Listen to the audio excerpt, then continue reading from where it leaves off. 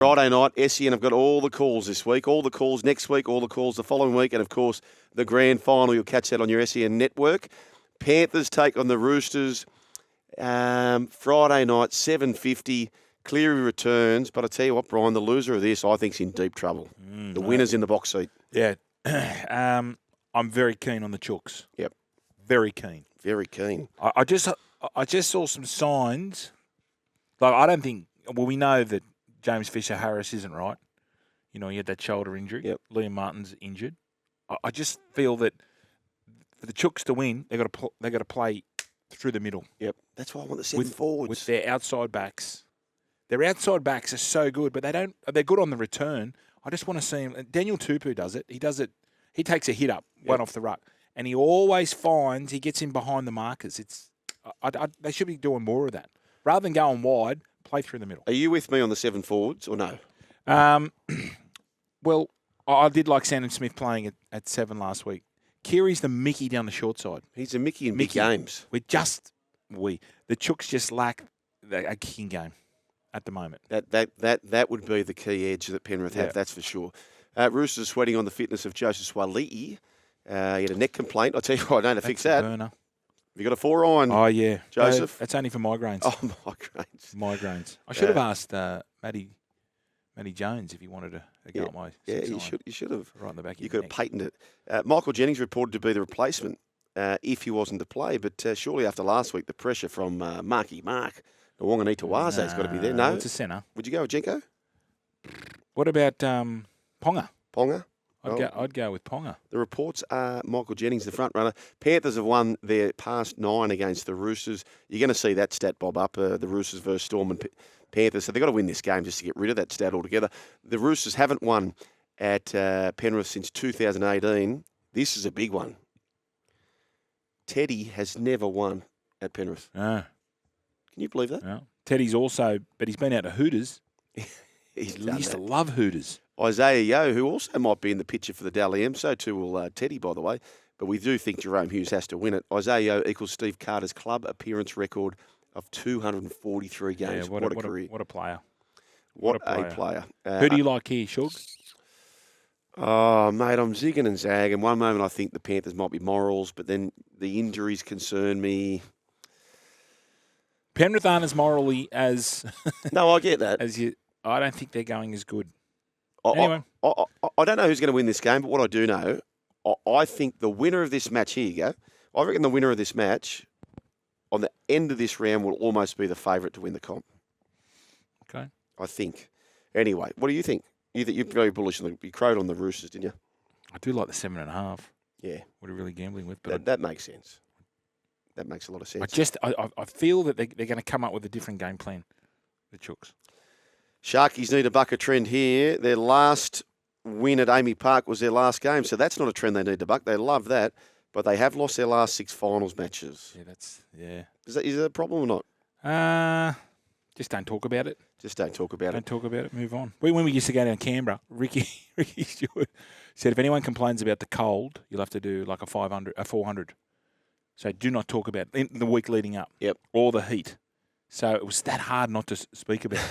Like you just wanted to do it. Yeah. When people say don't think about the yellow car, don't think about it. That's what you think about. Don't touch the wet. No touching wet paint. Yeah.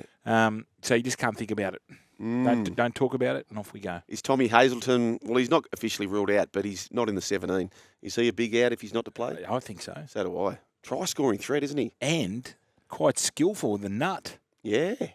Isn't he? Yeah, bloody oath he is. And quicker than I thought. What a little move he put on. Who was that on the weekend? He put a move on Kohler. Bang. Off you go. He's a big athletic body. Ryan Pappenhausen returns. That's timely because no Sua for Longo. And the Storm have won their past 8 against the Sharkies. Ooh, it's a big game. Harry Grant, by the way, on stopping Cronulla, and not just Nico. On us as defending or stopping Cronulla as a team. Okay, there you go. So concerns about the finals run for the Sharkies. He wasn't concerned. It was Nico Hines there with a few early crows in the background. Did you hear them? I did hear them. I don't like crows. What's your crow in this game? Yeah, Melbourne. Thank you very confidently. Yeah. Really? Yep. I think they'll put up a fight, Sharks. I think they'll put up a big fight. They haven't had a chance to have close to a full-strength side for a long time. I think they can put up a big fight. This game here, Saturday night, 7:50 p.m. As I said, all the games on the SEN network. Cowboys taking the Knights, Queensland Country Bank Stadium. And to think once upon a time the Cowboys had an under-20 side that had Cohen Hess, who's still there, but they had Brandon Smith, Corey Horsburgh, Braden Hamlin-Uele, Viliame Kikau, Kalen Ponga, and 5 of those big guns are playing with other teams. Unbelievable, isn't it? Yeah. But you're young when you're 19 and 20. You make some mistakes. They're probably thinking, Yeah. I know a couple of them played up there, so they probably had no choice. Maybe. How do you? I don't know. This is a flip of. I don't know. I've been changing my tips thinking about them all day because I had to get them in today for the paper. They still going in the tips, are they? I'm only going Cows. I'm going Cows. Okay. But not confident. I'm going the Knights. The Yeah. Knights, since they had the bye in round 21, they've played Penrith, they've played Sharks, they've played other good teams. They have not let in more than 3 tries in a match. They're up. They're very similar to when they went on that run last year. When they won 10 in a row. Yeah. They're very confident. Bloody oath they are.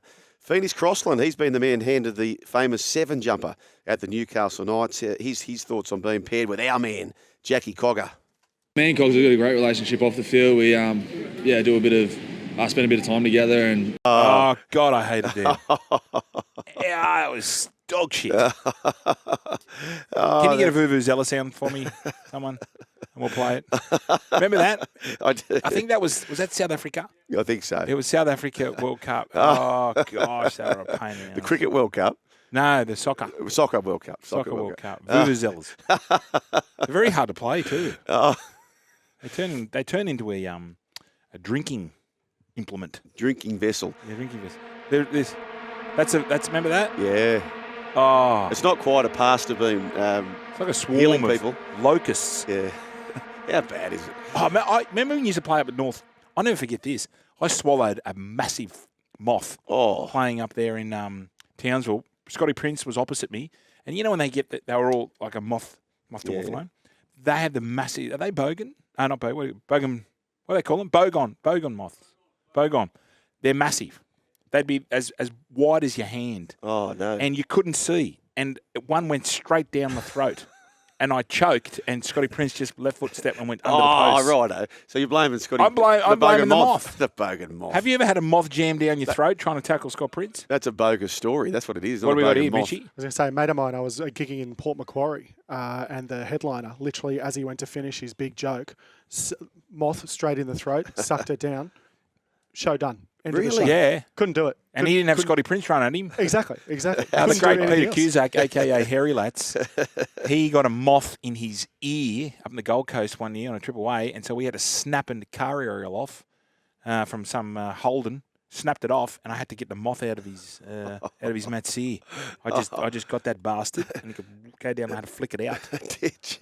So you, of all things, you I get myself in some weird situations. But I think the big weird part of that situation is that you had to resort to snapping an aerial off. We couldn't get. Remember the old aerials on the side? Yeah. So I apologise to whoever owned it. It was an orange.